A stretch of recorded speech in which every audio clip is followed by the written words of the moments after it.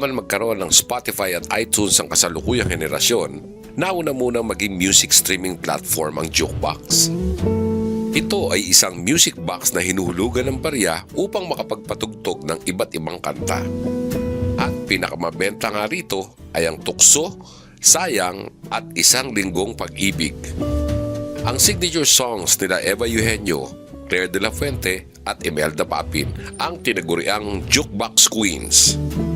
Noong dekada 70 at 80, nagsisimula pa lamang ang pag-usbong ng music industry sa Pilipinas. Ito ang mga taong natuto nang gumawa ng musika ang mga Pinoy na pwede talaga nating tawaging atin.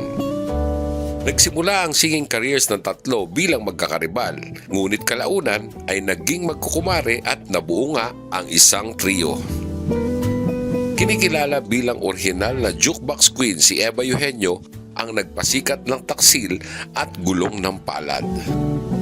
Isa rin sa hits na tinaguriang Karen Carpenter ng Pilipinas na si Claire de la Fuente ang Minsan Minsan. Binansagan namang sentimental song Stress. Nakilala rin si Imelda Papin sa awiting Kung Liligaya Ka sa Piling ng Iba. Nag-iiba man ang paraan ng pakikinig natin sa musika. Mananatiling buhay ang bawat liriko sa mga kanta ng Jukebox Queens at magpapatuloy sa susunod pang mga dekada. Sana'y kaya kong baguhin lahat sa nakalipas nating kasaysayan.